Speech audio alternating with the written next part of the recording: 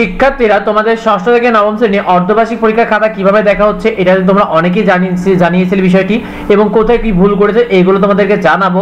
তোমাদের জন্য ভিডিওটি জরুরি। শিক্ষার্থীরা এই ভিডিওটি যদি দেখো তাহলে কিন্তু তোমার পরবর্তী পরীক্ষাগুলোতে তুমি ভালো করতে পারবে। দেখো এখানে তুমি সংক্ষিপ্ত প্রশ্ন লিখেছো, অনেকে সংক্ষিপ্ত প্রশ্ন যারা মোটামুটি এভাবে গুছিয়ে লিখতে পারছো তাদেরকে 2 দেওয়া হচ্ছে।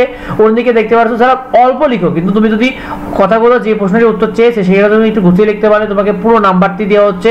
এখানে যে পয়েন্ট প্রশ্নের যে উত্তর চাওয়া আছে মূলত 5টি উপাদানের নাম চাওয়া হয়েছে। তুমি 5টি উপাদান মোটামুটি খালি নামটা লিখলেই হবে, অতিরিক্ত কিছু লেখা দরকার নেই। 5টা পয়েন্ট লিখে দিয়েছে। দেখো একটি 8 নম্বর প্রশ্নে 2 দেওয়া হয়েছে। 9 নম্বর প্রশ্নে দেখো সে মোটামুটি লিখতে পেরেছে, তাই কিন্তু পুরো নাম্বারটি দেওয়া হয়েছে, কোনো নাম্বার কাটা হচ্ছে না। ক্ষেত্রে মোটামুটি তুমি যদি একটু গুছিয়ে লিখতে পারো, অর্থাৎ একটু গুছিয়ে লিখতে পারলেই কিন্তু তোমাকে পুরো নাম্বার দেওয়া হচ্ছে। তোমাকে মুখস্থ কিছু লেখা দরকার নেই, তুমি তোমার ভাষা নিজের ভাষায় যেটা লিখতে পেরেছো দেখো তাই কিন্তু ভালো নাম্বার দেওয়া হচ্ছে। এখানে তুমি 4 লাইনে একটি নাম্বার রেখেছো দেখো একজন শিক্ষার্থী, তাই কিন্তু একদম 2 দেওয়া হয়েছে। শিক্ষার্থীরা সংক্ষিপ্ত প্রশ্ন যারা মোটামুটি ভালো লিখছে তাদেরকে ভালো নাম্বার দেওয়া হয়েছে। এরপরে দেখো সৃজনশীল প্রশ্নে আসে শিক্ষার্থীরা।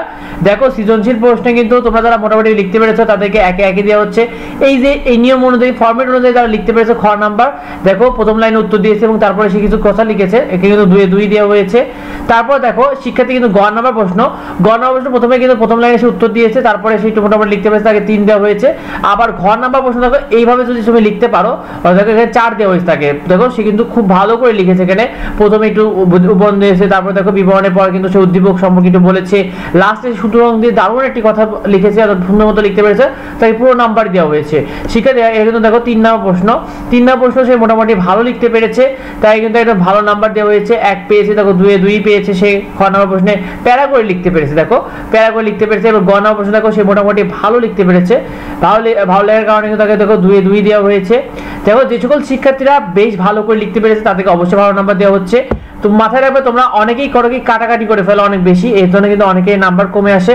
দেখো লেখাতে যদি তোমরা লেখা যেমনই হোক তোমার, তুমি যদি লেখাটাতে কাটাকাটি না করো মোটামুটি পরিষ্কার লিখলে শিক্ষক কিন্তু তোমাকে পুরো নাম্বার দিতে বাধ্য, কারণ শিক্ষক কিন্তু তোমার নাম্বার নিয়ে যাবে না।